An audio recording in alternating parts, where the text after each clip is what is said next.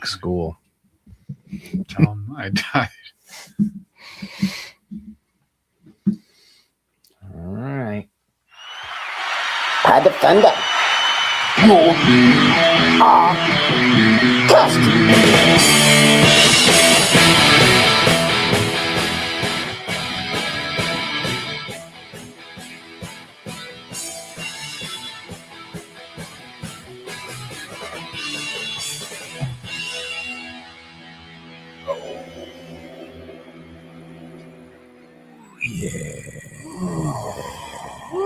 Welcome to Pod of Thunder, the recognized symbol of excellence in rock and roll podcasting, brought to you by Curiosities. Oh, it smells good. Chris, what is that? It's the She's So High.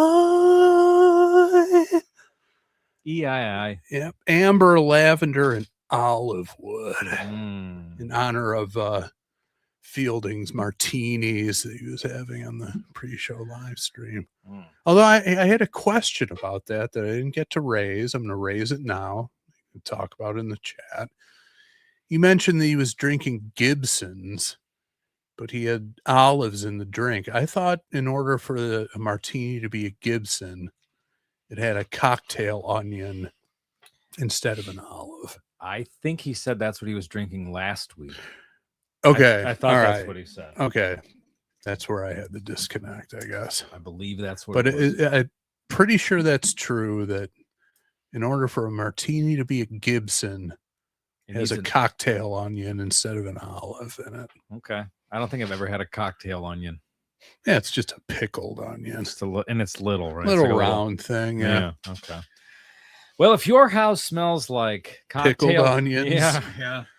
Go to curiosities.com, enter that promo code PODHEAD and get 20% off your order.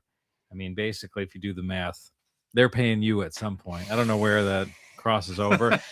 Figure it out. Order a whole bunch. You get a free one. Yeah. Chris talked about that a few episodes Yeah, you ago. buy 5, you essentially get one for free. There you go. And again, they last forever.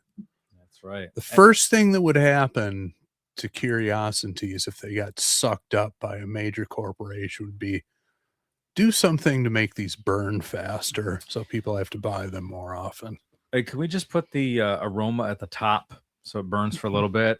Because, this thing's nearing the bottom after several months and it still smells potent. But when you buy a candle from, stores that won't be named, it loses its smell after a while. Bath and Beyond? That's right. Yeah. I'm attacking them. Okay. They're no good. It's basically like a stick of gum. Yeah. You get the flavor Well- for 30 seconds. The rest of the time you're chewing it, it's nothing. Yeah, that's interesting.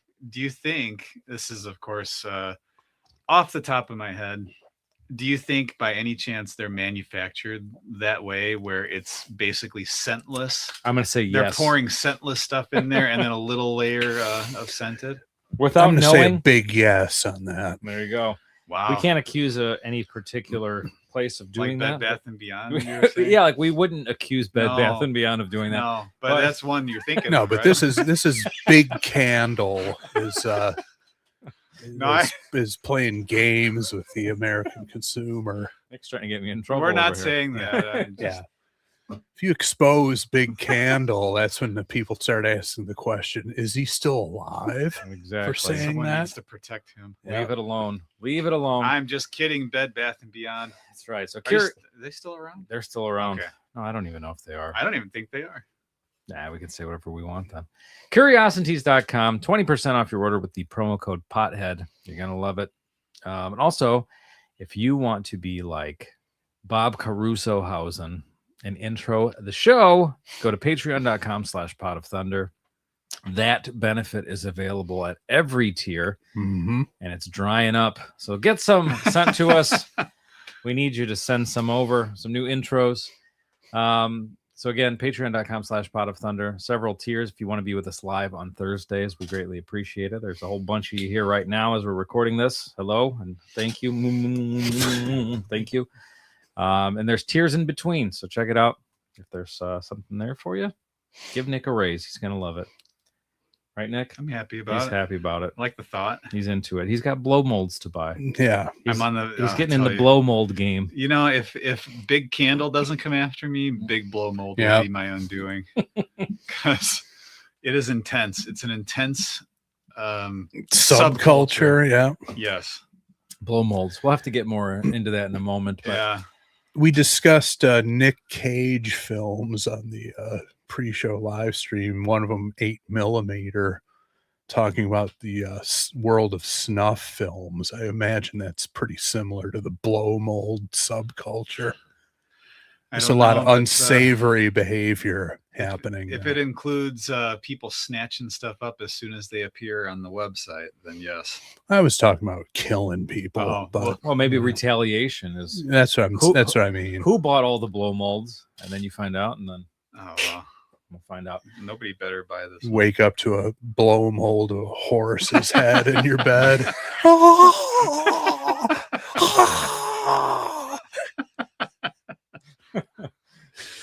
Not playing around in the blow mold it's subculture. serious business. These people are as into it as other people are into. And you're a relative whatever. newcomer, I'm right? I'm a noob, and it's culture shock. Yeah, for me they're right now. gonna chew you up, spit you out. Hey, if I get my one blow mold that I want to get and get out of the game without them pulling me back in, yeah, if you will, that's the best you can hope for. yeah, then I'm good. All right. Well, maybe more blow mold talk soon. But let's intro everybody. If you want to send that clip to me, I'm going to give you a clue how to get it to me. Could he be the most nakedest man in the world? It's your buddy Andy, America's little brother, always joined by this man behind me. He's going to do a dance. Let me get this camera just right for those of you watching. There he is. I'm going to move this mic. Nick, you ready? There. How about now? He is.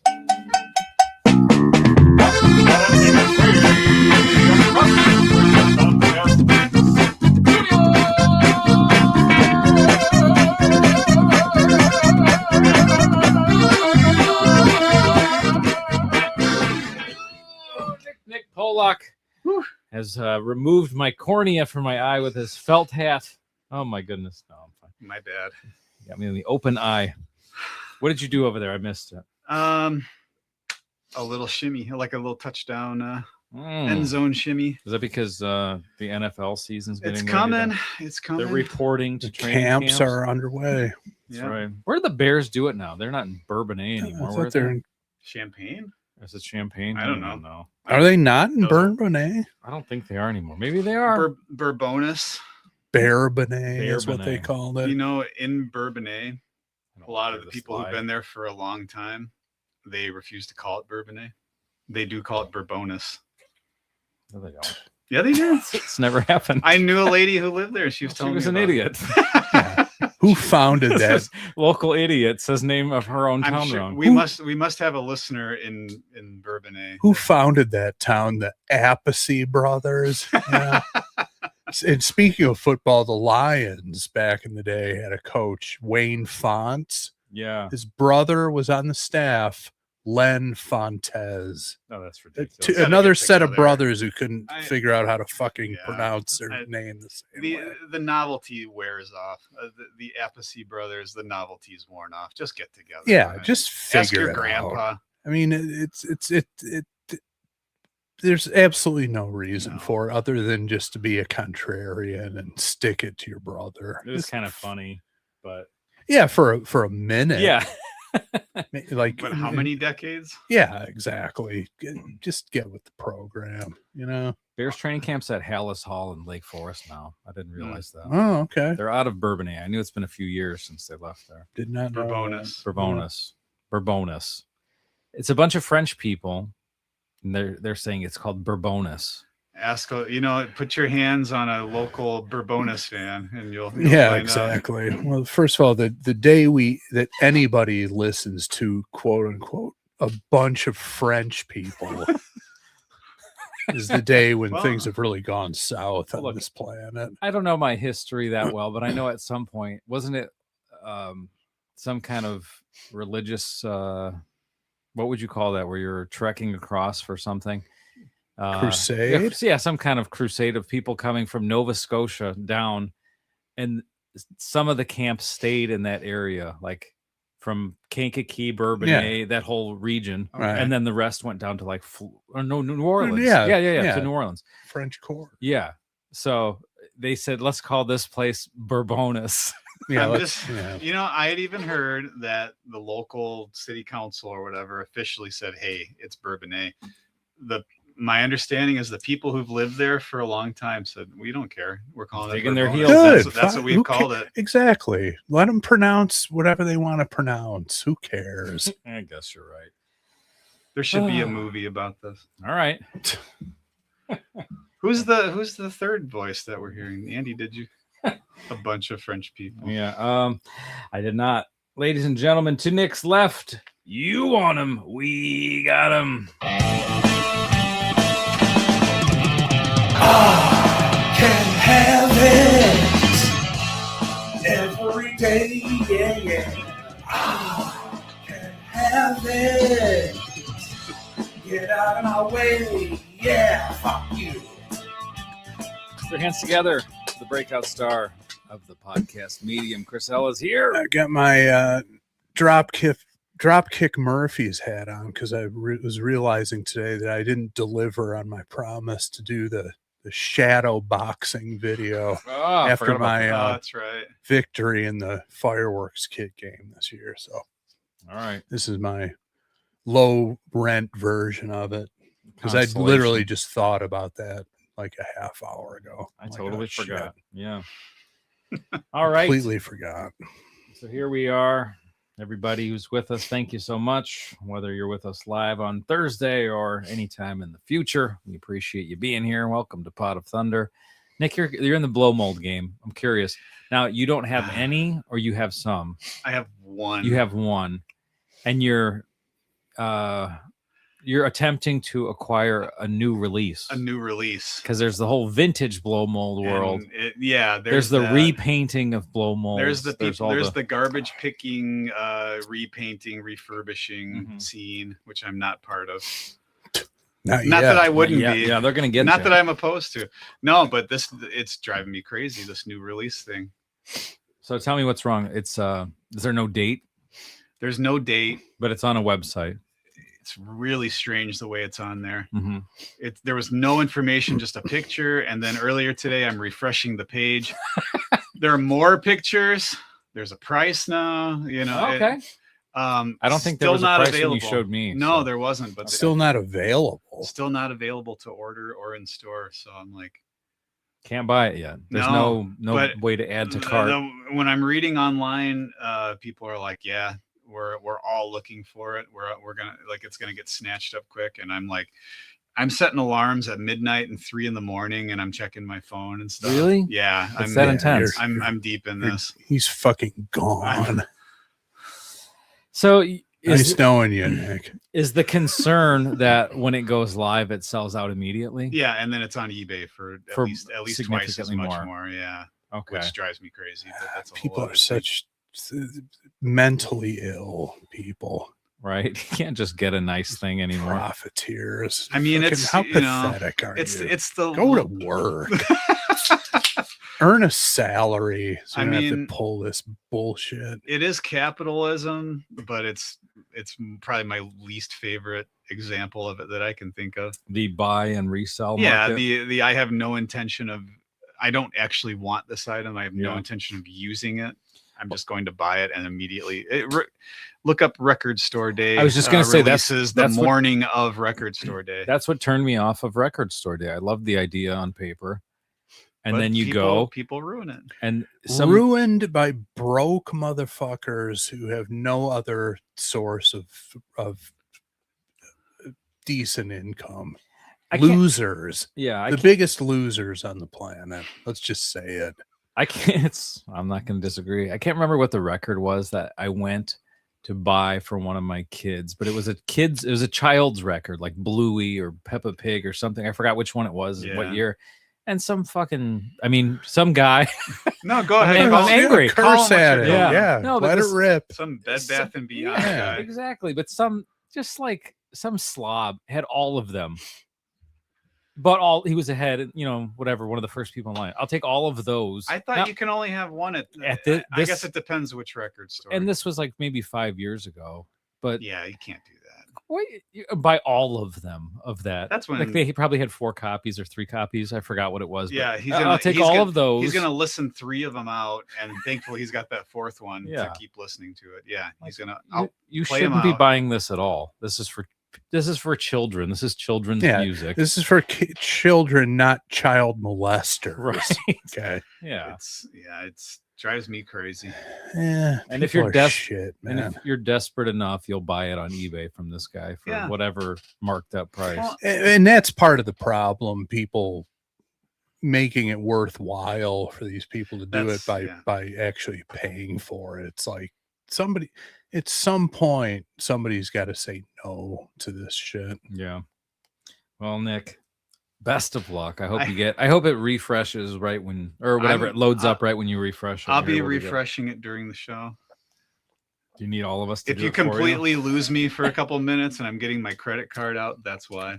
All right. Just letting you know. That's fair. It's like being in the waiting room for tickets for something. You're just waiting and refreshing or whatever. Yeah, and that doesn't exist anymore because they just all go. They're already gone by the time that they're released. And you're buying them from a secondhand seller anyway. They've sidestepped eBay and they just resell them right on Ticketmaster for the on profit. Ticketmaster. Yeah. What, tickets? Yeah. Oh yeah. Yeah. No. Yeah, it's the same thing though. Everything. Anyway. Well, I've got a stack of items here that we can pull this with ourselves after we unwrap them. Stack of items. Yeah. Came in the mail from our friend Lee, who's on the chat. Thank you, Lee. Well, you're too nice. She is. Playboy wrapped up. Flashback for me, and somehow Andy got the biggest one. I don't know what's up with that. Some guys horse shit. Someone must have taken a peek in the locker room. Some guys win the genetic lottery, I guess. Oh god! Oh, Andy broke it. Yeah, and he's just throwing it around the room. Now he's got this is how grateful he is. Now he's got whipping it down on the floor. Well, all right, so it's time for the big unwrap before we list these on eBay and sell them for a massive profit. I'm gonna put this wrapping paper on eBay. This is nice. Try to get a few bucks. Beautiful, very classy, traditional. Bow tie. So here we go. Big unwrapping. Who do you think of when you see a bow tie? Who's the first guy that comes to mind? Stuart Smalley. That's good. Wear one. Senator Paul Simon. Oh yeah. What was James Carville? Didn't he wear one? Yeah, I think so. I don't know why that's my first thought. Oh my goodness! Look at this. Holy cow! There's a letter here. What in the... So I can show you this. What do you got there? Look at this. It's a Merry Christmas snow globe. Oh yeah. Wow. Oh. This is great. I should probably read the letter here. Yeah, I think she said the letters are all the same. So if you read one, okay. You want to read it, Andy? Sure. Here we go. Dear Chris, Nick, and Andy, Merry Christmas in July. Ooh, thank you. Wow, look at that. When I saw these Christmas cards come up at auction, I knew I had to grab them for you guys. The cards feature 4 lithograph signatures, but each one has also been personally signed by Eric Singer. Oh, Andy's buddy. I heard you mention Eric Singer on the podcast a time or two, but my memory was a little vague. So I reached out to Tony Griggs, Bobby Root, and Fielding Fowler and asked, what did the guys at Pot of Thunder think about Eric Singer? Later, when I had the chance to add fresh signatures with certifications, I followed up and asked how you felt about Tommy Thayer as well. Oh. Bobby says, there you go. Andy and Nick both agree that Eric's straightforward rock drumming better suits the songs than Peter's jazz-influenced style. Chris L. thinks Tommy Thayer is a more inventive lead player than Ace ever was. What is this? And all 3 of them wish Eric and Tommy had been with Kiss since the beginning. Eric and Tommy are the definitive Catman and Space Ace. All right. Okay. All right. Tony says Andy met Eric once and couldn't believe how nice he was. Andy came away from meeting him and listened to Revenge for 3 straight days afterwards. He's even said on air how much of a better drummer Eric is than Carr or Chris. Andy will tape it to his dashboard, so anytime he's driving, he can just stare at Eric. Wow. And now Fielding says, the only reason I kept with the podcast is because Nick and Andy showed Eric Singer his proper respect, calling him the true Catman and Peter a Ringo wannabe is spot on. And Chris L knows a guitarist when he sees one. Instead of praising Ace stumbling through solos, wishing he could still fit the spaceman suit, he recognized that Tommy was a visionary, playing with the precision Ace could never know. This is why I love the podcast. These guys know their stuff. Well, Well, after hearing their replies, I was certain these would make great gifts. Shout it out loud, gentlemen, because I wanted to make sure this gift was rock and roll all night worthy. Whether you love it loud or just want to turn it up, I hope these help the Pot of Thunder, keep Pot of Thunder alive and kicking. Consider this my way of saying I was made for loving your podcast and appreciating all the work you guys put into it. Rock on, Lee. Lee, thank you so much. Lee. And thank you for the There's- guidance, Bobby Fielding. Yeah. there's a and, lot to Tony. unpack there, as Yes. it were. And there's actually another letter here. Second page. It's from Rich. Is it Gagnon or Gagnon? I don't know. I'm not a Frenchman. Ask someone in Bourbonus. Yeah. In 1998, I helped the promoter of the Indianapolis Kiss Convention. I ran a table for the promoter, t-shirts if I remember correctly. The end of the night came and he took everyone to dinner that helped him at the expo. Eric Singer was a special guest at the expo, and he is very close with the gentleman who promoted the event. So needless to say, I got to have dinner with Eric. The next year I helped with the expo, same deal. As I got to be friends with the promoter, I started to travel with him for other expos in the United States, Mexico, Puerto Rico, and Denmark. Eric was usually a guest at the event, so over the years, just being around him, I got to know him. I sent him a few Christmas cards, and he started sending cards back, some personal and some Kiss cards. So really, it was the right place at the right time, and I got to know him through the expos. So there you go. That must be where these came from. Oh, that's really cool. Thank you. Very, Which very one did you get, Chris? Oh, you got the 4 colors. Yeah. That's cool. Let me see. Oh, look out. There we go. Here we go. This is what Chris got here. Each That's cool. each little bauble, whatever you call that, little glass ball. Yeah, bauble. Has I the think you're right. thing. Yeah, each makeup and each color. So I'm gonna take mine out. Should I? Dare me? I took mine out. Oh, it stands up too. Look at this. This is a beautiful item. Look at that. Merry Christmas. Mhm. And then if you dig a little deeper, there you go. Eric and Tommy. I'm gonna have to gently set this out every year to make sure no one destroys it. Put it up high. Yes. At least for another year or two. Yeah, I'm gonna put mine up high. Those doggone kids, take it easy. Thank you so much. Yeah, thank you. And then what Lee. is yours, That's- Nick? There's yours. I got Eric. I got Eric playing the drums. Oh, that's And a cool. Little happy holidays message there. The Christmas lights around them. That is a beautiful item. Lovely. Thank you. Thank you. Yeah, we are not worthy, No, but we're we will certainly accept these niceties. There you go. Put that back. That's All right. If you want to be like Lee, you can't. She's in a class of her Yeah, own. Too bad. you don't even try. Nope. It's, yeah, you'll never get there. You can make the attempt though and send us Sure, some stuff, sure. but you'll never get to her level. We're just going to let you know So- now it's not possible. That's all right. Try your best. Yeah. All right. So this week we got gifts. We got blow mold talk. I think we have something to eat too, don't we, we Nick? sure as heck I do. thought I saw you bringing something in. Oh, Who wants to eat dainties? Who wants to eat baked treats with me? Bobby Root says ornaments. They're called ornaments. Well, I was trying to be more specific. Bauble. Yeah, you know, Baubles, you know, Bobby. we don't need to settle for the boilerplate terminology around here. Yeah, we take it up a notch. Yeah, I mean, Always when you first. get this generous of a gift from somebody, you don't use the word ornaments. Okay, They're baubles, Bobby. Jesus. Yes, they're Christ. they're for what would you call it? Multicolored baubles. So what do you got there, Chris? I don't know, man. All your topping fell off. Yeah, It should just go right back on. No Looks like- problem. Looks like something happened here. Oh, like- stop it. The tuna fish topping came off of This it. is It looks. completely Yeah. there. Andy assembled his. What do you got? Is it? Are they So the same? what we Yes. have there. So my son, whose birthday is actually coming up this next week, he helped me make this. He made the base part of it pretty much by himself. That looks incredible. It is a brownie Wellington with a Dubai pistachio topping on it. So you've got like a Dubai chocolate thing going on, but it's at the base of it is a brownie Wellington. It's puff pastry. Roll it out nice and flat, and then throw a brownie filling into it. Wrap it up.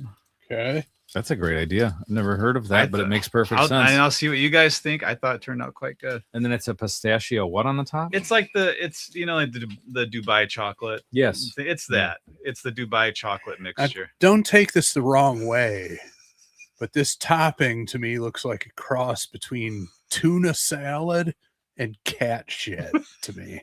Well, I'm going to assume it tastes better than I can either guarantee of those things. without But- yeah. Without having Maybe too cat much now. puke, it looks like. I thought it turned out quite good. So All right. Bobby Root's still upset about this baubles thing. Bobby, All right. Let Bobby. it go. Let it go. Jesus. that's what we say to the children. Come, children. We have baubles to hang. Yeah, exactly. Yeah. let's count the baubles this year. More than last. Chris Camarado says, where does it go? There it is. Do not legitimize this Dubai shit, Nick. You know what, man? I'm all on board with it. Sorry, Chris. They do. They need to knock it off with that, he says. Nope. Nick likes the Dubai. It is that good. It deserves to be the cultural phenomenon that it currently is. My goodness. You see And it I hope- everywhere. and I hope that Dollar Tree has. They got something They now? have their version of it now. Go to Ace Hardware. They've got it. They have it everywhere. Aldi's got a really good one. Really? Yeah. Hmm. $4. That's good because when they first came out, they were 20. I was like, Yeah, well, I it guess was I'm never ridiculous. eating that. Yeah. But $20 chocolate bar. Not happening. I don't care What's how the good brand name on it? Dubai Delight. Pistachio delight. Chris had a bite. Was it good?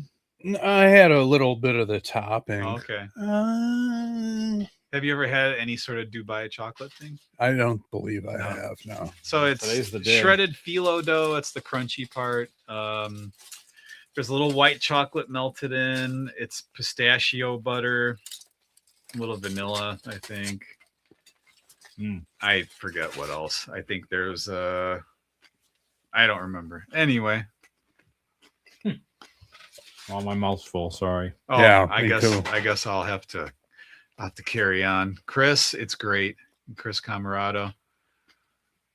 You can't fight it, Chris. Is there Dubai chocolate in the Wellington portion? Because that part's really good. No, it's really just the Wellington portion is just a brownie batter inside of puff pastry. It's damn good. Mm. Topping's a little different. Yeah, if you've never had it, then it's like, yeah, it's one of the reasons I think I like it so much is because it's something that just was completely unheard of by me up until a couple years ago. All right. So, Wasn't it just made up a couple of years? It's pretty new, right? yeah. It's a new invention.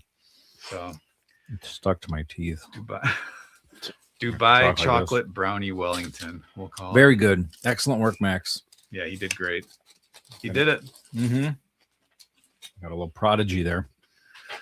Yeah, it turned out nice. He I don't know if you guys have he did a little bit of venting, a little slits on the top. He cut a little pattern in there. I don't Look know at that. if your guys' pieces have that, but I couldn't.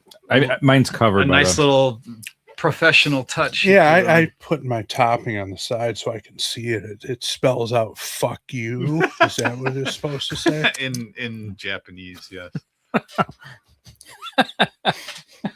In Dubai, There you go. Dubaiese. What, Punjabi or something? I don't have know. no clue.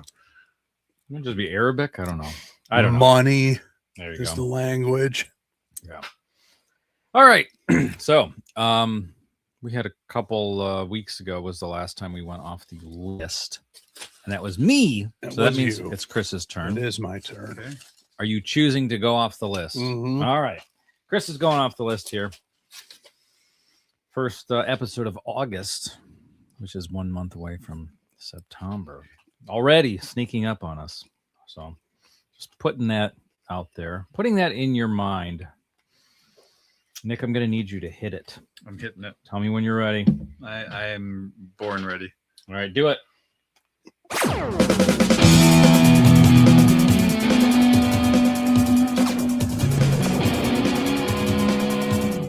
got like a phantom piece of this stuck to my front tooth, and I just can't get. I'm scratching at it. I can't get it off. Oh, I keep missing it. That's my fault. So if you see something, I apologize. Try not to be a piglet on the camera here. well, what are you gonna do? All right. So number 1204 is our first option. Chris, do you see it there on the monitor? I'm gonna say I'm gonna Bushwick that He's one. gonna bushwick it. All right. Hey, what are you doing, man? What's that? We don't want any of this. Fuck. All right. What's that? What are you doing, man? All right, Nick again. 1730. 1730. 1730. That sounds like something would have happened that year. I'm just saying. Most likely. 1730 seems like an eventful number. There you go. I don't know what that is. Chris, do you know what that is? Maybe. Sorry, eating this baked treat. It is No, I gotcha. rich. Gotcha. Yeah, no idea. Getting rid of it. Out. Tossing it right out. On. All right. We don't want any of this. Fuck.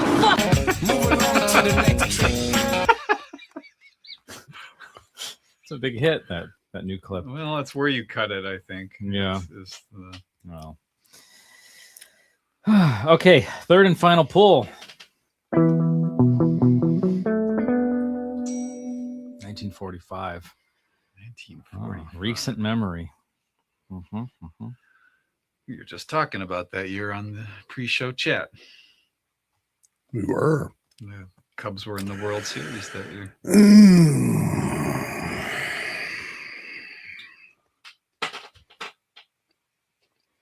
Debating. Chris is looking at the monitor here, looking it over. In the meantime, let me send something here. Those of you who are curious, here's the first one. If you're in the chat, I'm telling you what Chris Bushwick. I don't care. Oh man.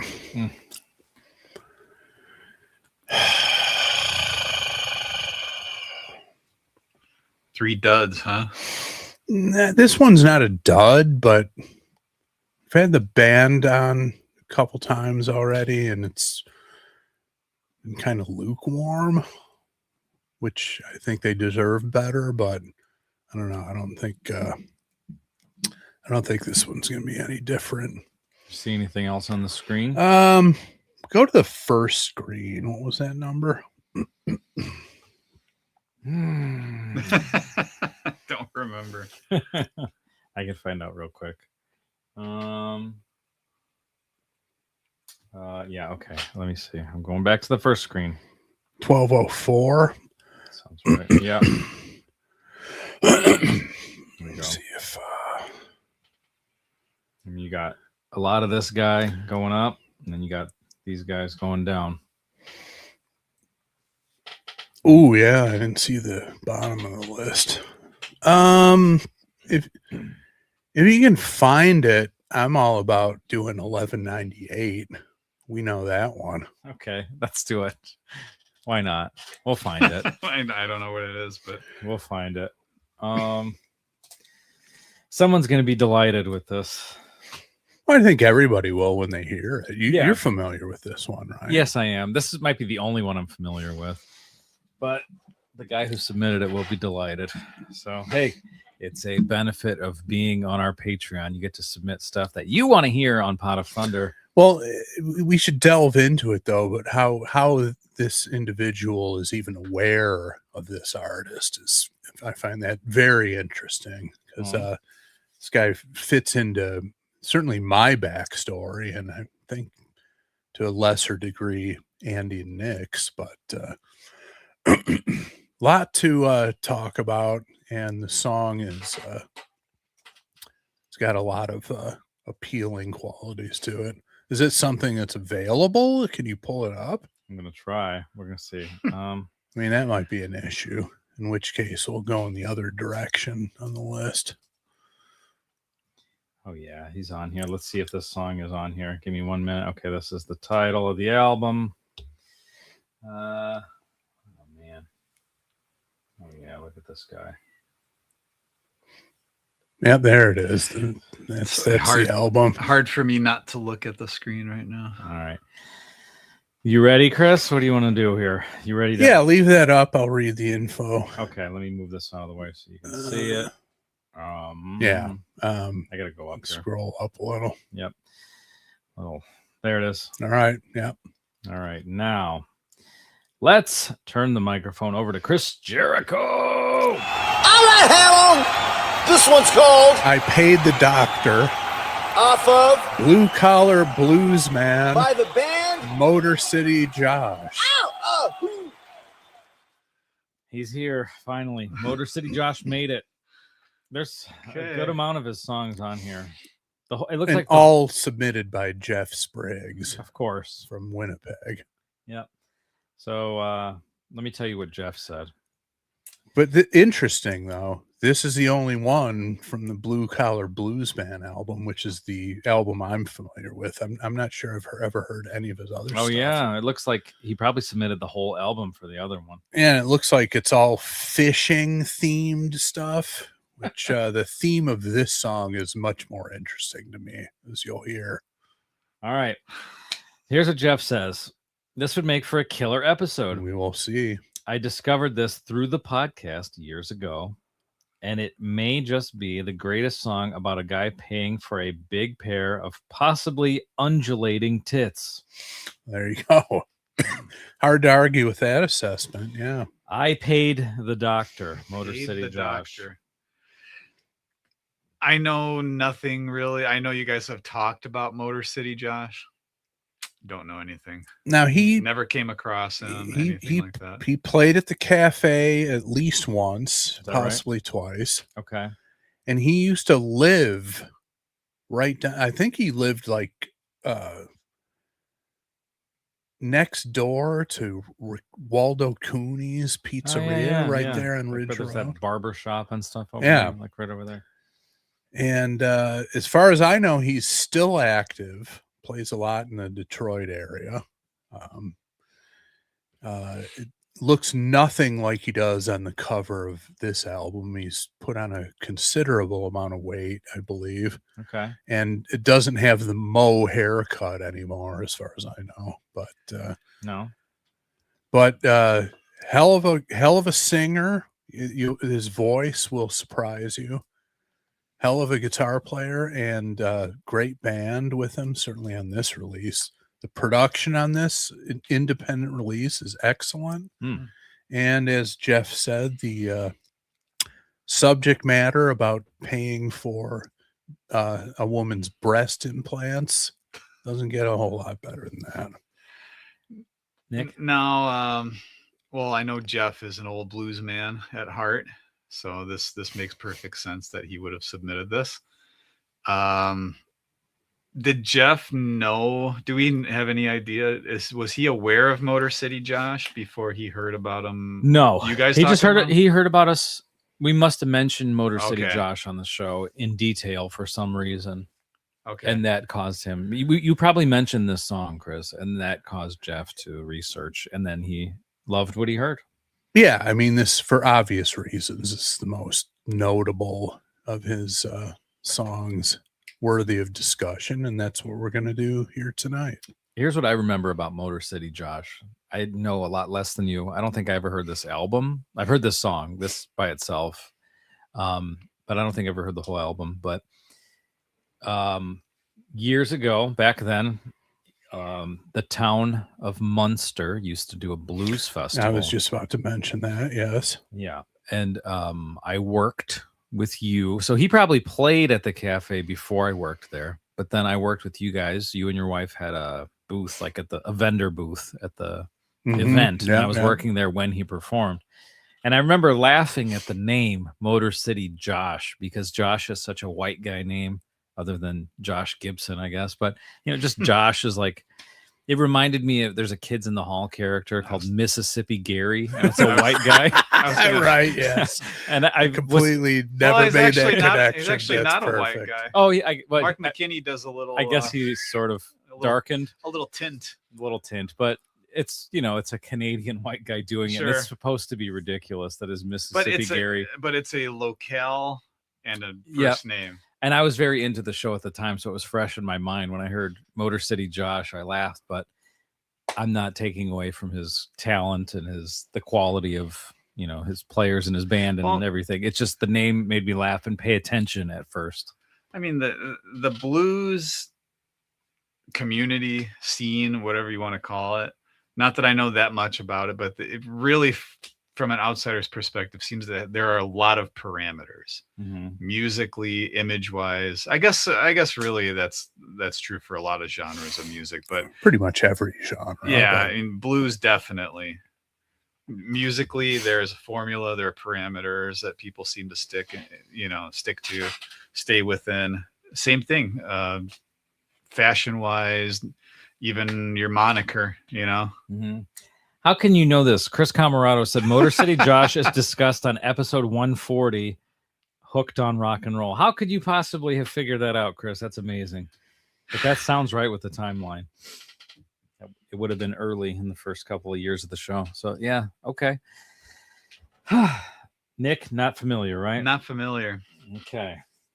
Well, Chris, I'm curious, though. I'm trying to, Chris mentioned that he was impressed by Motor City Josh's vocal ability. I'm just trying to, in my head, anticipate what sort of blues voice he's got. Well, you're going to hear it, but he's still active, playing throughout the Detroit area. He's got gigs next week. The Motor City Josh Big Band is playing next Sunday, August 9th at the Caju Cafe, which is walking distance from where I grew up. No kidding. Yeah. Was that there when you were there? Oh, yeah. So it's been around. It's a Belgian bar, restaurant. And one of the only, I think one of two venues in America that has feather bowling. They have feather bowling lanes in the back. What's that? Feather bowling. It's almost like it's hard to describe, but you roll this big heavy disc on this like concave lane, and you have to roll it back and forth and get it as close to the feather as you can without running it over. Never heard of that. Yeah. So it's like a little trough that you something like roll that. in? I'm probably describing it terribly, but I think one of two venues in the entire country that has feather bowling. In the whole country. I think in the city of Detroit, in the whole country. The whole country. Wow, yeah. Lisa sounds kinky. Yeah. Bobby Root said, wait, where'd it go? Lost him. No, that's feather balling. Well, hey, I don't know what it's in the back. I never went back there. I don't know what goes on back there. There's a lot of people laughing hysterically. But yeah, no, what you're going to hear is a pretty high level product in terms of musicianship, singing, lyrics. It surprised me how good this album was, which shouldn't have, because he played at the cafe and he played that blues festival and did a great job. The guy, he's legit, man. I'm just curious. I was at that fest once, and it was the year Guitar Shorty was there. Is that the same year? Maybe. Do you guys recall? I don't recall, but okay, that could have been. The one year that I remember, they did it a couple years, and it was actually pretty cool, and leave it to the town of Munster to not continue with it because it was pretty great, and they just pulled the plug on it. But I remember the headliner one year was Tab Benoit. Speaking of French people or French type names, he's a New Orleans / Louisiana blues guy, but he's still tours around everywhere. He's playing over in Three Oaks at the Acorn in a couple weeks. But that event was pretty great. Well attended. Yeah. Great. It was packed. Great artists, and since it was so cool, they decided to stop doing it. Yeah. My main thing I remember was, it was like, oh wow, Hendrix used to go watch Guitar Shorty. Like, this is a big deal, like when Hendrix was in the military or something like that. Right? That was the story I remember hearing. Like, yeah, he used to go and watch Guitar Shorty. And I'm like, okay. And then there was a guy on stage playing a rhythm for about 10 minutes. And I'm thinking, is this Guitar Shorty? Yeah. And then Guitar Shorty comes out. I'm thinking, okay. Oh, it was like some the band was doing something and there was a delay. I think so. They kept the rhythm going. It had to be about 10 minutes. And I know what you mean. And then the guy comes out. And then he comes out, and I wasn't sure who Guitar Shorty was, but there was no mistaking who the star of the show was when he came out, Yeah. But the imagination starts to come up with things like, what's going on? Is he okay? Is that all he does? Is he okay, or is he not going out there unless he gets his money right now? Like, what's happening in the trailer right now? Cash only. Who knows? Yeah, I remember one year Ronnie Baker Brooks was there. Mm-hmm. He was good.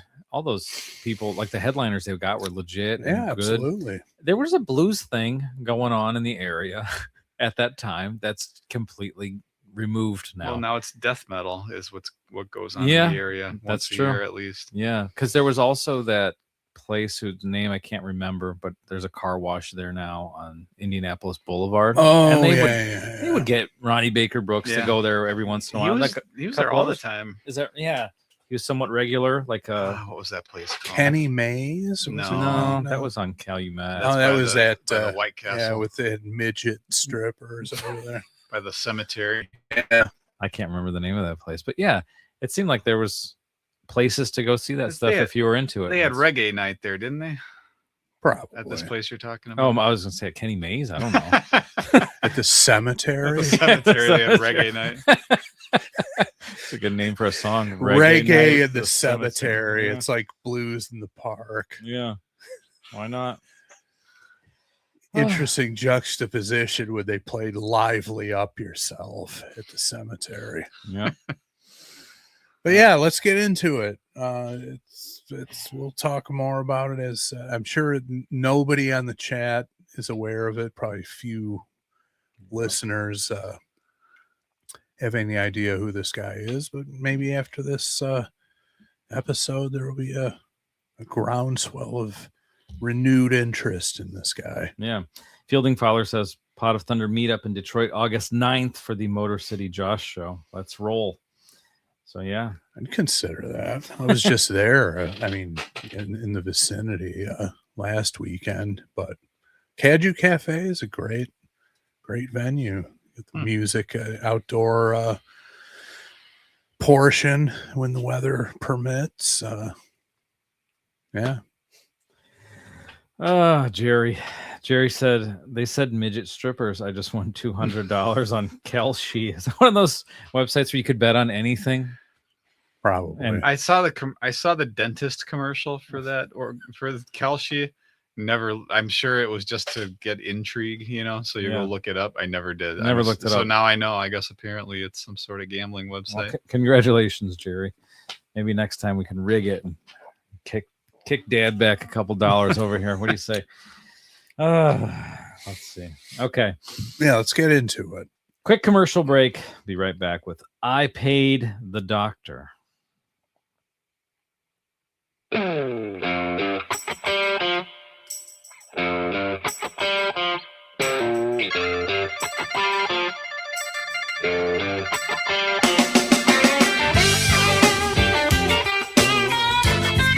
Oh, listen how good that sounds. Sounds great. It's fucking wonderfully produced, this CD. Yeah. Yeah. I mean, it's an absolute pro job, and this is as far as I know, a completely independent release. I mean, it sounds pristine to me. It does. It was one of the things that just shocked me because, you know, you got local bands putting out independent releases. You know, you never know where you're going to get from a quality standpoint, from, you know, songwriting, production, go down the list. This one is top shelf in like every department. It was shocking in the best way possible when I finally spun it. And there was a period there when I listened to it pretty damn often for like 2 or 3 years. And it's worthy of it. I mean, it's great. It sounds Definitely, great. yeah. You definitely hear all the instruments and what they're doing. So production wise, yeah, absolutely. I enjoyed the little at the bass trill, the little trill, yeah. Yeah, I thought it was a keyboard, but whatever. Oh, I don't know. I'm guessing it was the bass. But the drums sound great, which is really the, you know, really where a great sound originates. It's in the drum sound, and it's like perfect. So, yeah. Let's keep going. Well,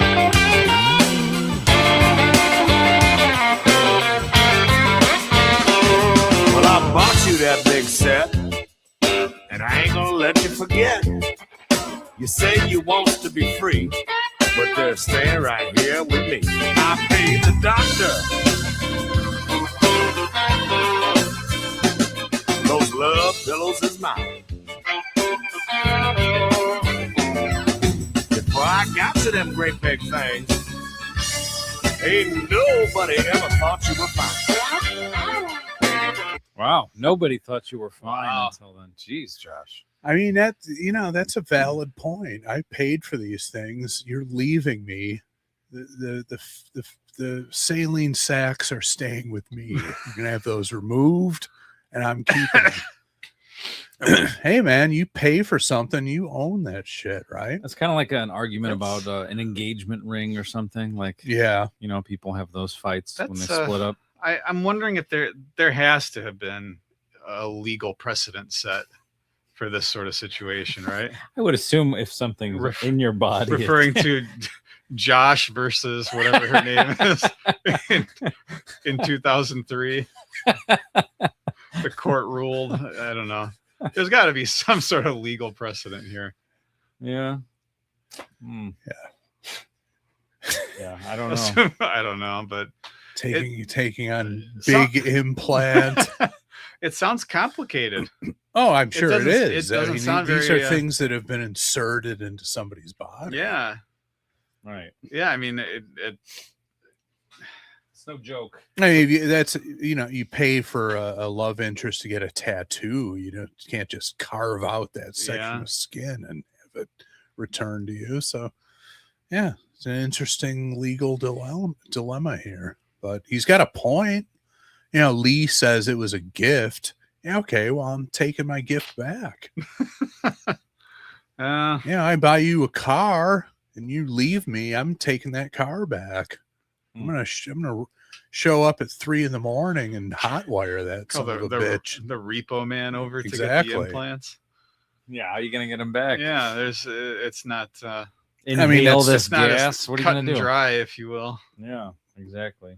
I mean, I would say it would have to be court ordered that she goes back under the knife. And then what do you do with them? You just put them on display just to hold on to them out of spite. I mean, I can Paperweight. I don't know. What do you do? I can get on board with that. Maybe do a backyard. What is that game called? Jarts? No, that other play cornhole. Cornhole. Yes. Oh, maybe right, maybe that's what you do. I don't know. It's a. I don't think there's an easy answer to this. I don't know if there's paperwork that gets signed ahead of time. Complicated stuff. You say I can't demand these bags of saline back. I don't know.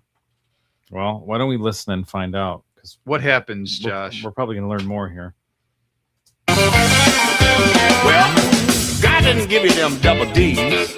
They were bought and paid for by me. If you're leaving, go ahead and go. but you owe me big titty dough. I paid the doctor. I'm gonna guess, having never seen Motor City Josh live, that gets a bit of a rise out of the audience because the instruments drop out for a second. Yeah. That particular vocal bit is Yeah, obviously being featured for a reason. And I mean, this album came out 21 years ago. Wow. I would imagine this has got to be a staple of his live set, unless he's like turned his back on this era and maybe doesn't. I don't know. Doesn't work as I'm Blue. not familiar with the direction. Maybe we should No. go to show up at the Caju Cafe on August 9th and see what's going on. But yeah, full on 2005. He probably didn't bust this out at the Munster Blues That's Fest. what I was gonna say. as It a probably depends family gathering. Yeah. on the crowd. Can't really say big titty dough Maybe you. in a family establishment. Then again, what did Sammy Hagar Yeah, do at Sammy- the Wolf Lake Festival? He was a pig at the Wolf Lake Festival. yeah. Sammy. But then again, he's Sammy Hagar. Right. He's Motor City Josh. Yeah. Maybe Josh has a more PG version of this that he does. It's You possible. just change a couple Yeah. lyrics. maybe just call it. Maybe just his big falsetto. I don't know. There you go. There you go. Yeah, there are ways, there are workarounds, but yeah, you've seen the cover of the CD. Yeah. The visual doesn't match the voice. I mean, it's like this little blonde guy with a mo haircut, and he sounds like Gatemouth Brown, you know, fucking bullfrog blues man voice. Jackie says kids bop version. Yeah, there you go. Yeah. Yep. That could be. It's a big enough hit. I'm not that well versed in blues to know what that's called, but what is that technique where there's like a little accent that the guitar does to almost like drive home a lyric? I don't know You if there you is could any. maybe file that under call and response. Typically, that's like a vocal, Like a Cab Calloway where they're matching. yeah, like they're having a conversation. And there's like a, again, call and response. That's why they call it that. But you could file that under that category: vocals, instrumentation, Mhm. going back and forth. Yeah, it's sort of like a recording where someone sings, and then you can hear one of the other guys in the band. That's right, or whatever. Right. Yeah. Sing it. I don't know. Yeah. Well, he's Very Louis Prima sort of. there. You go, Louis Prima. He's doing an interesting version of that where it's like what he's playing on the guitar. It's not matching the notes that he's singing. It's doing something else, but it almost like backs up his point. It's interesting. Like the attitude of what he plays Yeah. matches what he said. Yeah. Seems like it's a tent revival thing, There you go. which a lot of pop music obviously finds its roots in. Mm-hmm. I would say, yeah, because you've got someone up there kind of taking the lead, but then you've got accents like that and other contributions to kind of drive the point home and accept what's being said with enthusiasm. Mm. And the guitar seems to be emulating that. Yeah. Is this a Jerry said stinger? Is that in response? Is that called a stinger? Or I are you don't talking know. about something else, Jerry? I don't know. Some kind of perverted thing. Another gambling site. Stinger. Jerry's having some sort of honey treat over there. That might be it. All right, let's keep going. Those love pillows is mine. Before I got to them great big things, ain't nobody ever thought you were fine. They were supposed to be just for me, not for everyone else to see. I know they sure look damn good, but did you have to show the whole neighborhood? I paid the doc. Well, That's the double-edged sword. Yeah. You buy the implants, they're going to get noticed. I mean, that's just yeah, comes with the territory. Come on, Josh. I don't know that that's a valid complaint. Well, but she's showing, I think. Well, but why wouldn't she? Yeah. And, I think he probably just thought, people will notice them you know, under a tight sweater. Yeah, or but he didn't think she was pulling them out for everyone. I don't. Yeah, Is he but saying that's a that? naive way to go into it, you know. Well, I mean, I would have liked to have thought that Motor City Josh was a man of the world and was hip to this sort of thing. The fact that he's apparently blindsided by that is frankly a little disappointing. I don't know that he's necessarily saying that.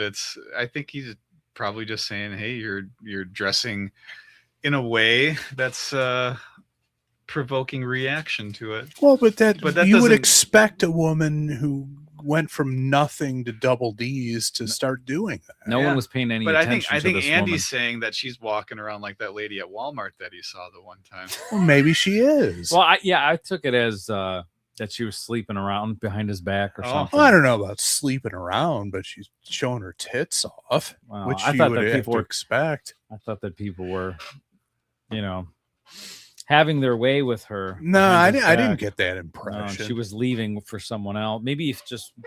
Well, he said the whole neighborhood. At I think first, I it's- thought it was just she was leaving him for another man, and he was mad that she found another, or that he was mad that she found another man. I think she was driven away by his fucking insecurity. could be it.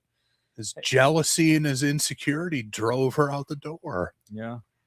Well, I mean, it's a naive thing, like you said, but he turned it into a positive by giving us this gift of this song. So at least Sure, we yeah. have that. Oh, yeah. No, He learned his lesson. He I hope so. he put but it down on tape for us. Yeah.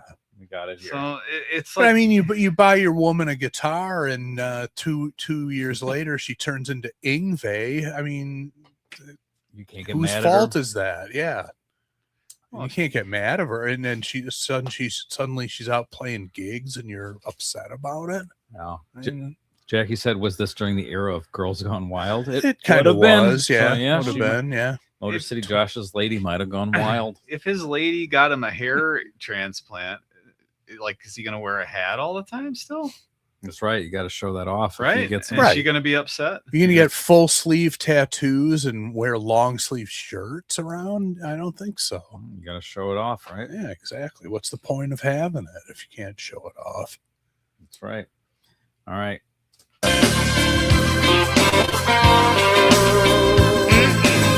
Those love pillows is mine.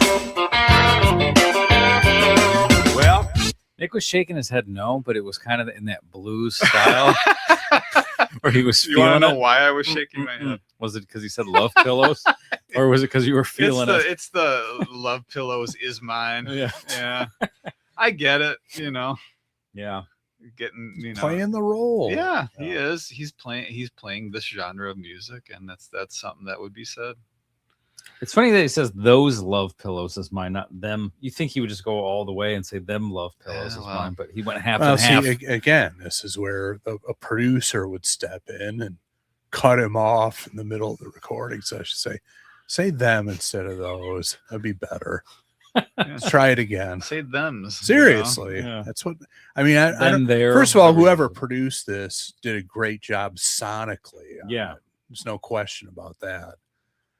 But we talk about it all the time. The top tier producers make these little suggestions that take it over the top. Yep. And that would qualify, in my opinion. Yeah. It's like, go all the way with it, buddy. Say them love cushions, love pillows, whatever. I think in the Spice catalog, I once referred to them as lung cushions. Long I cushions. think that was an original Wow. phrase of mine. Never heard that one. Yeah. Before or after. Not just a one Yeah, time. I think that was a Chris original. Wow. Those were the days. I drove past this place the other day. I was coming back from University of Chicago, Cottage Grove, and it's the Johnny Twist Blues Museum. That's just some storefront. Hmm. Any idea what that is? I have no idea. Never but- heard of it. Yeah, I drove past it. I saw Motor City Josh sitting out front playing. No, I don't know. But I don't know what it was, but I was interested. Just curious if you guys ever heard of that. I didn't know if that was some kind of Oh, I'd heard of it. some long going establishment, or I don't know. Anyway, Well, what do you got there, Nick? I just did a quick look up here. It's a personal museum dedicated to blues history, run by blues guitarist Johnny Twist Williams. Okay. So it's named after the guy who. Usually, it's named after the subject of the museum. The Nick But Jones, it's- the Nick Jones Negro League Hat Museum. that's essentially what's being done here. Yeah. But anyway, yeah. Housed in an old food truck that he bought off of a marketplace. What else you got there, Nick? Is that it? Oh, that's Okay, all. okay. No, that's just to give an overview of it Okay. from what I found. Jerry says, ChatGPT says a musical stinger is a very short piece of music or sound used to emphasize a moment or create a transition. It's usually only 1 to 10 seconds long. So maybe that's Yeah, called there a you go. stinger. All There you right. go. We're learning together. Thank you, Jerry. All right, Josh. I think the stinger is finding out that your woman is showing her implants all over the neighborhood. That can sting when you find out about All it. over the Although you neighborhood. should have expected it. Yeah. Door to door. And you can't if you're going into it with insecurities, it's just going to end badly for you. Yeah. Oops, sorry. After them great big things, ain't nobody ever thought you would find. Hey, doctor. Did you want me to stop it? No, you know, I didn't realize the solo was coming up to that point. I didn't. Well, wanna- again, I you didn't should wanna have cut it. expected it because it was time. It was time. No, I There's just a long way to go in this song. I just Yeah, I wanted know. to I just wanted to call into question the whole line about, nobody else ever thought you were fine. Mm-hmm. He did. Well, he's probably He just said lashing think up. else. Or Besides he said, I think he him. said nobody. Maybe he This didn't time? say Oh, else, well, but he did. I think he's just lashing yeah, out. he's hurt. angry. He is Yeah. hurt. He's butt hurt, as they Yeah. say nowadays. Yeah. So yeah, he's just lobbing shots at her, and doesn't, in the whole rigmarole of getting my implants back, he knows that that's never going to happen, but he's making her think that he's going to try and make it happen just to be an asshole. Mm-hmm. So I mean, is the implication here that he's gonna give him to somebody else? The next girl's gonna get him. Oh, maybe. Well, Maybe it's possible. Maybe that's Or he's just going to put him on display on his mantle. Or he's gonna put him on eBay with the secondhand sellers with the blow molds and all that stuff. Yeah. marketplace. He's gonna put it up on marketplace. I don't know. Are these still available? Yes, and then nothing ever again. What's the lowest you can do for me? All right, solo time. Nobody ever thought you would find.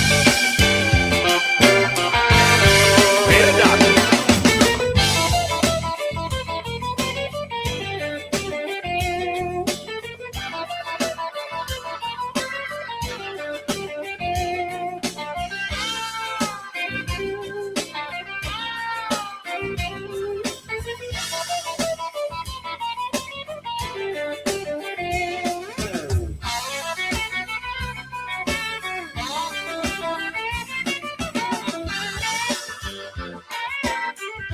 Well, you see, I was the best. So that's the best part of the song, in my opinion. I'll tell you why I'm saying that. Mm-hmm. I mean, aside from the fact that it's well done, well played, all that kind of stuff, well composed.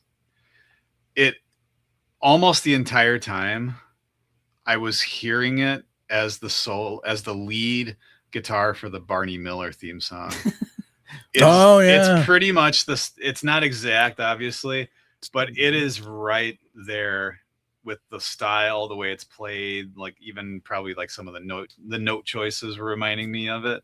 It's like an extension. If there was an extended jam of the Barney Miller theme song, I suspect the early the solo- versions were kind of the theme song was longer in the earlier seasons. I suspect this solo, if it were in the correct key, I suspect that it would work. Yeah, Over the Barney Miller theme music.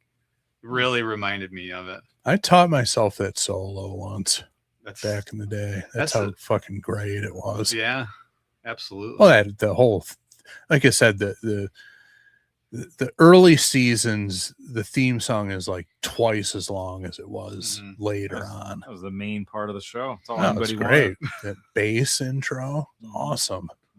Yeah. Just a great show all around. Yeah, I need to seek that out. I haven't seen those episodes. That and Cotter, I need to revisit. I haven't seen those episodes in decades. I don't know that Cotter. I haven't looked, but I don't know that. Is it streaming anywhere? I have to look it up. I know Barney Miller you can find because I binged most of the seasons of that last year. I wonder why any established show would hold out when there's money on the table. Like if it's something that's not worth, like nobody wants it, that something that you never saw the Dean Martin roasts on TV. You had to buy the tapes from the infomercial. Right. Now you can find them all on YouTube and they're streaming and stuff like that. So who knows? Yeah, certain estates hold out for some reason. I guess. All right, let's go. Well, you see, I was the best that you could get before you got your sweater stretched. If you leave it, go ahead. Oh, that was great. That was good. Sweater stretch and then the bump, bump, bump, bump, bump. See, this guy's a genius. It's cleverly done. Yeah. If we would have gotten a little snare and ride bell kind of hit there, could have been like a button popping almost. See, again, these are valid suggestions that a top tier producer would have made, and would have improved on an already excellent song. Yeah. All right, let's see what's next. I don't know if he's going to top that. Oh, but you still owe me big titty dough. I paid the doctor. All along. Those mammoth memories are mine. Before I got to them great big things, ain't nobody ever thought you were fine. Look at that. The doctor, they put them in. You could take them back. Hold on. Sorry, I gotta stop it before. I like where this is going. Yeah, he's explaining what we were asking earlier. Yeah, how are you going to get those things out? He said, "Looky here." Yeah, well, I think that was a Mississippi Gary thing. I think he used to say, "Looky here." Sounds about right. Yeah. Well, you can trace that back to, Sam and Dave. Oh, sure, Richard, but just when people say it after those guys, it's always entertaining. And when it comes from a different, basically the either Canadian or Detroit white guy, Mississippi Gary or Motor City Josh, it just makes it funnier. But sure, no question. And looky here, it just they're committed, and I'm including Mississippi Gary, like they, clearly we're studying the vernacular, and what happens in this style of music and applied it's called authenticity. Yeah, it is. Yeah. Sprinkling it in. All right, let's find out. Counteracting the Mo haircut in terms of authenticity. This guy probably would have destroyed at the Apollo on what was that show? Was it Showtime at the Apollo? Showtime at the Apollo. He would have destroyed on that show. Probably would have. Oh, with this thing? With this song, particularly? That place would have been in an uproar over this. Because they always liked it when someone who didn't look like what you thought, the sound and the visual didn't match. Yeah. They love that. We're very welcoming on that show. As long as you were good. Yeah. If you sucked, they let you know about it. Yeah, they ran your ass off. The clown would come out with a broom. Yeah, you're in trouble. But this is not that. This is quality stuff. Yeah. All right, let's go. Look at that. The doctor, they put them in. You could take them back out again. If you leave it, I'm snatching them back. And you're going back to being flat. I paid the doctor.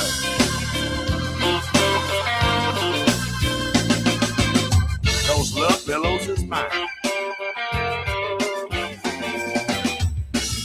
Before I got to them great big things, ain't nobody ever thought you were fine.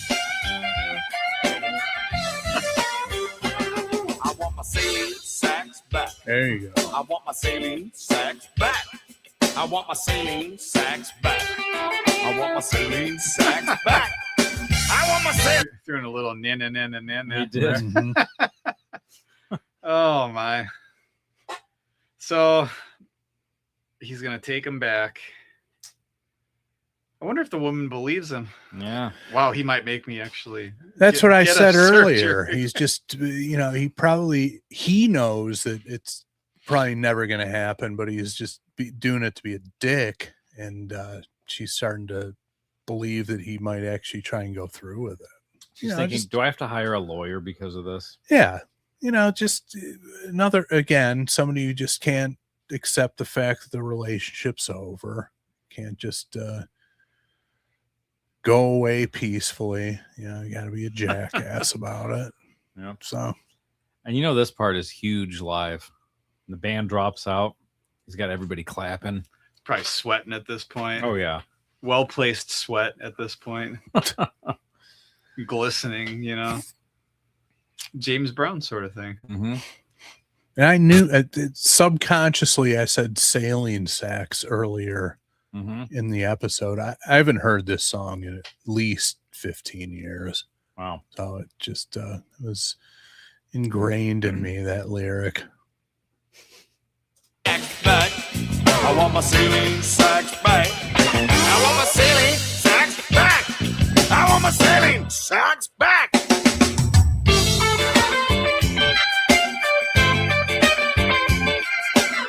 Is that Santana or something? What is that? Oh yeah, what is yeah?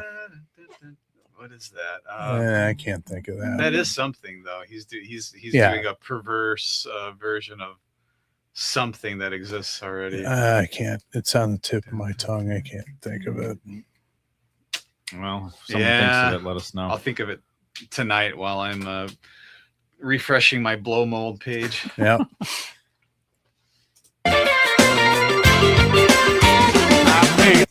Bobby Root says so fresh and clean. Is that what it was? So fresh and so clean by Outkast? Possible. Maybe. It's possible, but that's not what's ringing a bell though. Yeah.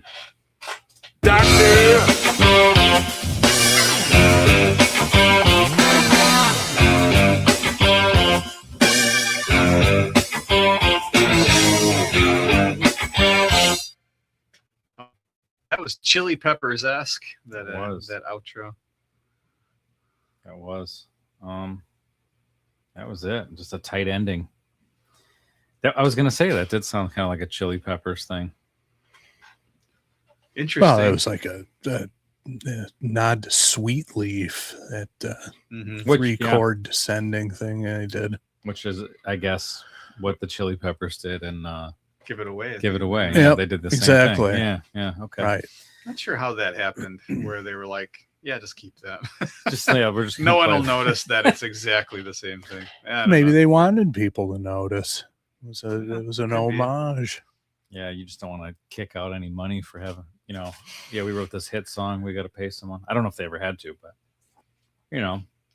you would like to avoid giving. Yeah, money but away. that you could just, I think you could explain that away. It's like, well, that's that's essentially three chords in sequence. Yeah, You could plead ignorance on it and get away with it. I we think. never heard of that. We Yeah. never heard of Black Sabbath. It's like it's in the key. It's in the key of the song. There's three notes there. What are you talking about? Yeah. All right, Motor City Josh. It's time for us to vote. Sweet Surrender or Kick in the Crotch. Chris, you're going to be voting first here. Sweet Surrender for me. Woo! It's sweet surrender. Hell yes. I mean, strategically, this was not the greatest choice because nobody out there knows who this guy is outside of the Detroit area, really. But the fact that we mentioned it on the show, Jeff took it upon himself to investigate and just submitted like 10 Motor City Josh songs. It was time to tackle one, and this would be the one. The subject matter. I mean, come on, it's funny. But production wise, this is top tier. It sounds great. Well performed. Pro musicians, obviously, participating in this. Really good stuff. It's for an indie release, this is an absolute gem from back in the day. There you go. All right, Nick. I'll give it a Sweet Surrender as well. It's Sweet Surrender. Hell yes. It's it accomplishes what I'm assuming it set out to do. Reminds me of a song that I saw performed live at Buddy Guy's by Little Ed and the Blues Imperials, or his Blues Imperials, I forget. But doesn't he wear a he wears a fez? Yeah, I know that guy. You can see him on I don't know if it's ABC 7 in Chicago when they'll have their New Year's Eve, just like live from some venue. I've seen him on that local Chicago TV. That's cool. He's got a song called "Check My Baby's Oil." Oh boy. Yeah, so that it reminds me of that, where it's just like it's a song that when you're hearing it live, you're part of the charm, I guess, is you're sort of disarmed by the boldness, Yeah, and the preposterousness to a degree of the lyrics. And also another thing that it made me think of, which Little Ed is on this movie's soundtrack, is there's a scene from While You Were Sleeping where he comes out of the coma, and his ex-girlfriend confronts him in the hospital and basically like, then give me back your nose and your implants. Oh really? Yeah. Wow. Okay. Like, kind of like we're breaking up, you might as well just give me all that back now. So it's possible Motor City Josh watched that movie and said, "Hey, for all we know, I like that." It has a little Ed song on the soundtrack. So, All right, my turn. Oh, Sweet Surrender. It's Sweet Surrender. Hell yes. I don't remember that performance that I mentioned from whatever year that was that well. I just kind of remember General being there and his name and it being good and impressive. So I don't remember if he played the song or some version of it, but I imagine in a club in the right setting that this song is probably a home run every night to the right crowd in a bar where people are drinking. And, I'm sure there's a lot of laughing and probably interplay with the crowd, I'm guessing. So in a way, I'm thinking this song is probably more constructed to be a live performance, which maybe you could say that about all the blues. I don't know. But yeah, I don't know. I like it. It sounds great. Again, hey, if you're on Patreon at any level, you can add songs to the listener submission list like Jeff did. And if it piques our interest, we're going to do it just like we did today. So. Well, and we piqued his interest by mentioning it, and here we are. Here we are. So, because there's no way anybody in Winnipeg would have ever heard of this guy if not for us. But then again, you never know. You never know how people find out about stuff. Yeah, that's all it takes. One conversation between people who live in different cities, and there you go. Yeah, off and running. It's gonna bother me that last solo. What is that from? That is something. Dun, dun, dun, dun, dun, dun. I mean, I can't think of what it is though. Yeah, I can't think of it either. We'll figure it out. Ask Motor City Josh. He's probably around. What is it, Josh? What is it? Yeah, you did a Barney Miller solo, and now you're doing this. Yeah. All right. Well, check this out. All right, Hammond. I got a question for you. Paul Stanley wants to know. He's working on Live to Win at this time. He wants to know if I paid the doctor. Is a rock and roll boner classic as voted by the 3 rock and roll boners in this room. Debating. Has to be unanimous. Will it be elevated to boner status?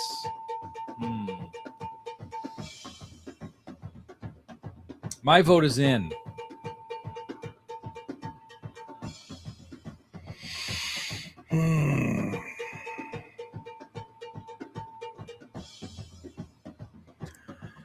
Nick, your vote in?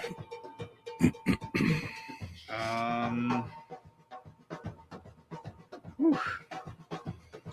I'm still thinking.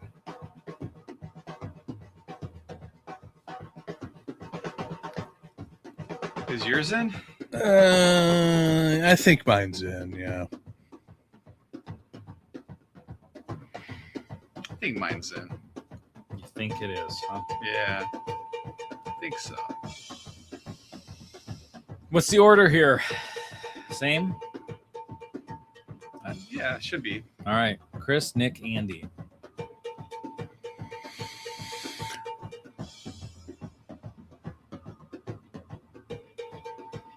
I'm going to say no boner. Pulled it out. Pulled it out from under us. Yeah, I mean, I like it. I like Motor City Josh. He still had it. Hats off to him. Still doing it at a high level. But I don't know. I just wasn't as excited about it on this current listening as I remember being in the past. Well, maybe back then you had a couple beers in you. Yeah, and I'm that's telling you, that's what possible. this is Yeah. made for. No, you're right. So that could be it. That could be the difference maker. So it's out. Oh, well, if you disagree with us, we're sorry. That's just the fucking way it is. Well, Bobby Root just won $200 on Kelshi. There you go. I don't know what word we said, but said a lot of congratulations. Considering the subject matter, we've said a lot of interesting words today. Mm-hmm. Well, why don't we get ourselves ready for the next segment, everybody's favorite segment. But in the meantime, I need some new musical gear. My stuff is bad. This is true. Notoriously bad if equipment. If you're Motor guy. City Josh and you're up in the Detroit metropolitan area, yeah, there you go. I know a guy you can go to, Motor City Josh. All right. It's Danny Fisher Music Gear. Danny, he makes the crowd cheer. Play a piece of history. Be revolutionary. Ah, yeah. DisherMusicGear.com. Hit up Danny. Mm-hmm. Get yourself something nice, something inspired by the founding of this great nation on the 250th anniversary this year. Wow. Yeah. Why wouldn't you do that? You'd be a damn fool not to do it. You'd be tarred and feathered in your community like the loyalists were back then. That's right. So, we love our tropes on this show, right, Nick? We do. enjoy Trope tropes. guy. Yeah. Big trope guys. We're all familiar with the trope of the broke musician being bankrolled by a woman, right? Yeah. I could see a scenario where the woman is creating a song similar to what we heard today called I Paid the Disher, saying, I bought you all this music gear and now you're sleeping all over the neighborhood. I want my shit back. So works both ways. Yeah. Yeah. Whoever's paying the money gets to call the shots. Mm-hmm. It's how it works in a capitalistic society. So hit up Danny, DisherMusicGear.com. Yes. Wonderful stuff. I swapped out my my strap that I had on my guitar for years with the one that he sent me. Love it. Which strap was it? Let's see here. Not the one that you got, but the one that you took off. Oh, that I took off. No, it's not the. It's on my Ibanez, my orange Ibanez. Nick will never Electro. Nick will never get rid of the zebra on Hardcore. his. Yeah, on his that one that's got the different locking strap configuration. I thought it was his I Heart Pussy strap. I don't remember him having that one. I do. Yeah, you had it. Okay. Yeah. It was a different time. At least that's how I choose to remember him. All right. Well, let's take a quick commercial break. Just getting us ready for this next segment Oh, because boy. there's some real live ones. Some real coming your dogs way. about to come out. Oh boy. I feel good about mine. I don't. All right. Well, then we'll have to you have 2? I have 2. All right. We'll alternate then because I've got 3. All right. Quick commercial break. We'll be right back with some seasonal jokes. Nick, by the way, that treat was delightful. Oh, Delicious. Delicious, Nick. yes, that's right. Shrunken head? No. Regular size? No. No! The jokes come out at night. The jokes come out at night. The jokes come out at night. The jokes come out. The jokes come out at night. All right, what do we got here? Big head? Yeah. Close. In our research of quirky holidays, we pulled up August 3rd, the day this episode comes out. Few interesting possibilities, but the one we settled on, apparently August 3rd is Big Forehead Day. Oh, just specifically the forehead. Okay. I guess so. A humorous, unofficial nod to anyone proud of a larger than average brow line. Nod. Good one, Nod. yeah. I didn't notice that before, but I see what you did there. What was that? What was that stinger, Nick? The stingers are from So I Married an Ex. All right, yeah. There we go. Those are stingers. We learned that today. All right. All right, so we want to go back and forth. I've got 3, you've got 2, Sure. so alternate. Yep. All right, mine are in honor of 2 well-known people who have huge foreheads. Okay. First one is Sheena Easton. Have you seen her lately? She has a massive forehead. She's also playing at the Acorn Theater in Three Oaks coming up soon. Okay. I don't know how this happened, but she's got a huge effing forehead. She looks like that Kristen Wiig character on SNL at the tiny hands. Oh, yeah. Like the inbred folk singers. That's what she's turned out to be. She was smoking hot back in the day. So I have one joke about her and the other 2 about somebody else. But mine are in honor of people with big foreheads. So here we go. What did Sheena Easton say when her friend asked if the restaurant gift card she got for her birthday could be used anywhere? And used anywhere, huh? I don't know. What did Sheena Easton say when her friend asked if the restaurant gift card she got for her birthday could be used anywhere? I cannot imagine. Sheena Easton said, "It's for 5 guys only."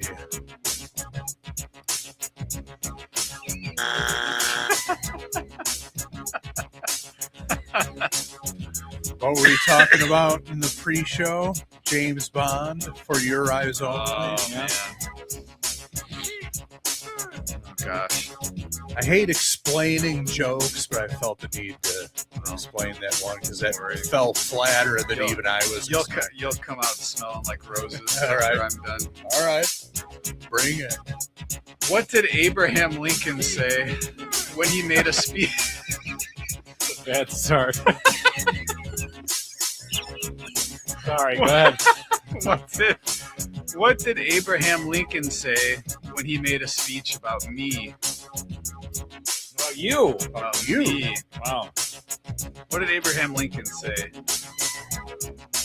when he made a speech about me?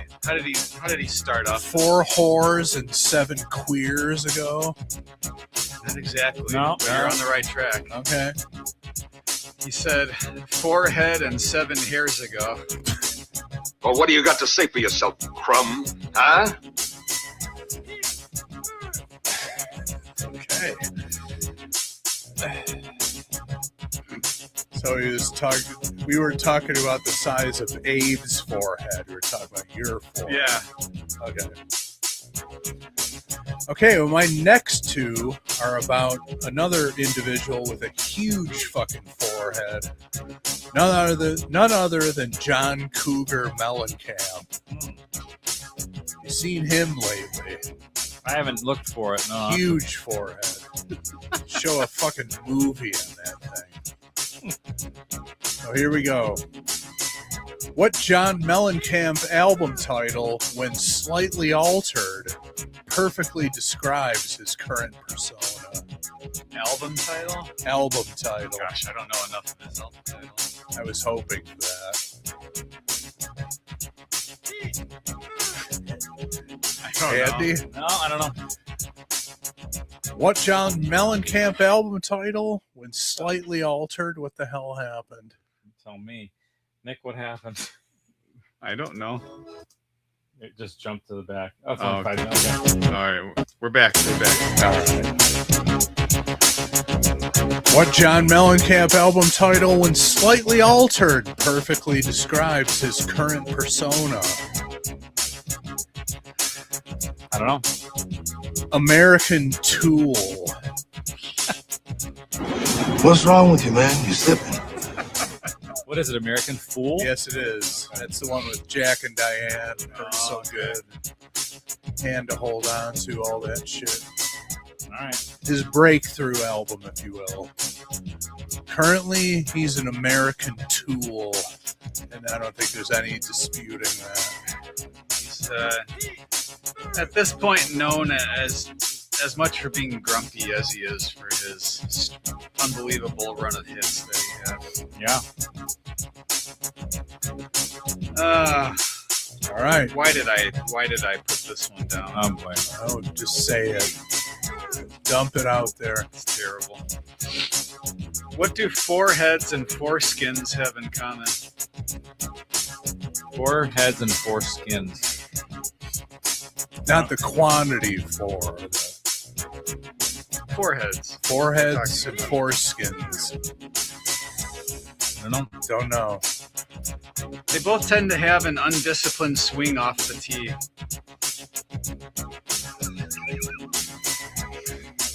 What the hell are you doing? I don't think I fully get it. Yeah, I told, 4 joke? yes, that's a 4 joke. Warning people that I told you it wayward was. golf I told you balls it was bad. Yeah. You weren't lying about that one. That was pretty rough. I told you it was. If you go back in our texts, I have the worst joke ever. I believe. How about this? Bobby Roode, that was not good. NNP. I told you. I gave 4 warning, if you will. You know what?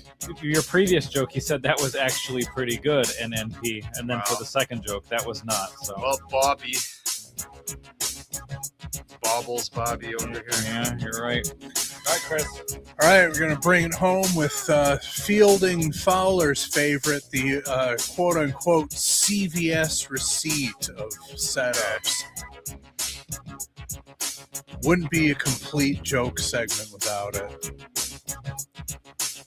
What did John Mellencamp say to his current girlfriend, Kristen Kerberg, when she opened the couple's gift he bought to celebrate her acceptance of his cross-dressing?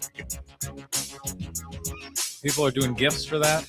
Well, he's, thanking her for, look at all the women he has loved and lost in the past. Clearly, they weren't tolerant of him being a transvestite. Is that okay? His current girlfriend apparently is, and he wanted to give her a couple's gift for it. Okay. I don't know the answer. What did John Mellencamp say to his current girlfriend, her name doesn't matter, when she opened the couple's gift he bought to celebrate her acceptance of his cross-dressing?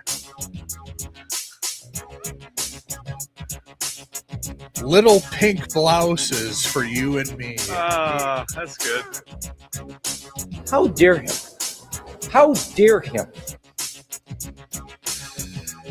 Oh, man. So I saw a few jokes in the chat here. Let's see. Fielding Fowler. What does Julia Louis-Dreyfus do to her husband? forehead.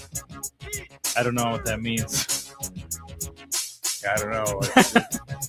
I don't know that one. Or what? I think this was a guess at one of the punchlines. John Cougar Melon Head. Oh, that's good. Maybe. There we go. What does the dwarf with the receding hairline do with the overhead projector his mother gave for the summer camp? I don't know. Back in 1984. I don't know what's going on. All right. I ran out of gas literally Yeah.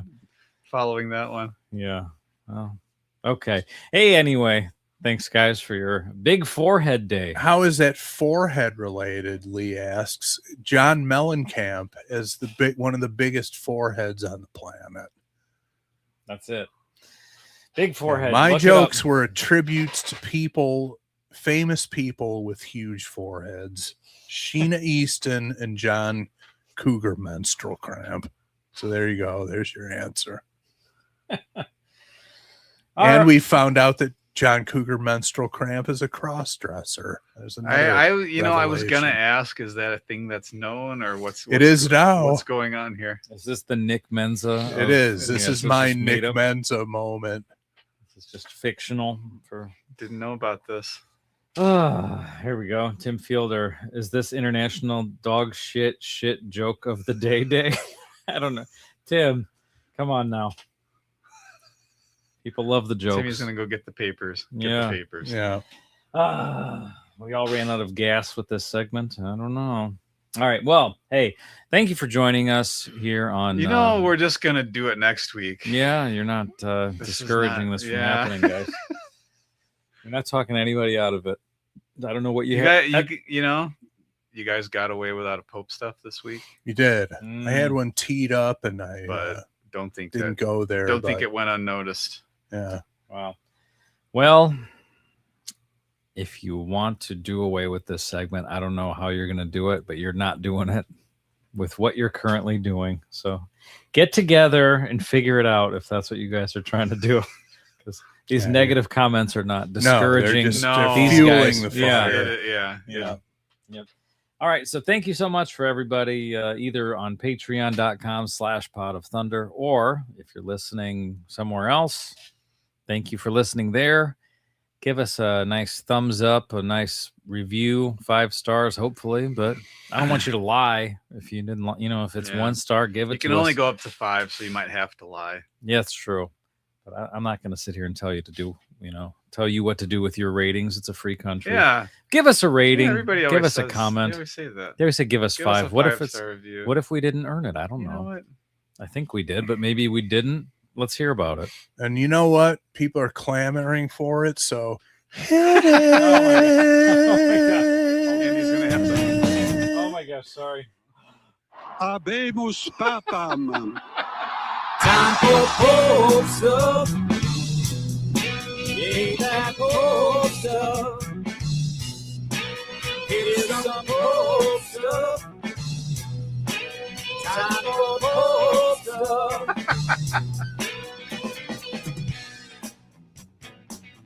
All right, Nick, who was the Pope in 1204? That was a number, right? Yeah, I think Well, so. we're You going did with it anyway. Yeah, I think you went a little bit ahead, or a little bit. But the lower. original Sure. draw was 1204. Yeah. Okay. All right. 1204. I'm gonna go with a Pope Nicholas. Incorrect. It was a Pope Innocent, Oh, sometimes known as Pope Not That Innocent. In 1204, Pope Innocent III organized the Fourth Crusade, condemned its unauthorized sack of Constantinople, and later reluctantly accepted its outcome. Nothing worse than an unauthorized sack, wouldn't you say, Andy? Yeah, you don't want that. reluctantly accepting the outcome. Yes. That's interesting, though. Like, I don't want this. Fine, I'll take it. That's not really the qualities of a leader, is it? It's not. Innocent III didn't have a backbone, No. apparently. Unless someone just legitimately convinced him otherwise. Well, the sacking of Constantinople was not for the innocent. There we go. I guess so. Alrighty. Glad to have you with us. We'll be back next week with more Pot of Thunder. Oh, look at that clock, Nick. It's time for these three cowboys to dream. I hope you learned a lot today. I was waiting for it. All right. Thank you, everybody. I almost forgot the last part. I'll tell you real quick what it was. I was working for Joseph at the University of Chicago at these professor lectures, videotaping them the other day. And we were walking out of this lecture hall as this professor was walking out. And he's like, "Hey, guys, thanks for coming." But we weren't there for his lecture, but he thought we were. We're like, "Oh, yeah, thanks." We kept walking. Then he goes, "Hey, I hope you learned a lot today." What an obscene, such an egotistical statement. Hey, I hope you learned a lot today from me. I hope my gift. I hope you grasped what I was giving you. Yeah. Yeah. I hope you guys were smart enough to understand what I was putting out there. I hope I rubbed off on you a little bit, guys. So that's my new thing. Anytime I leave a room, I hope you learned a lot today. I'm gonna start doing it at work. There you go. Yep. The bathroom. The bathroom. Any room. Lunchroom. All right. Bye, friends. Have a good weekend. Oh, yeah. August already. Oh, my goodness.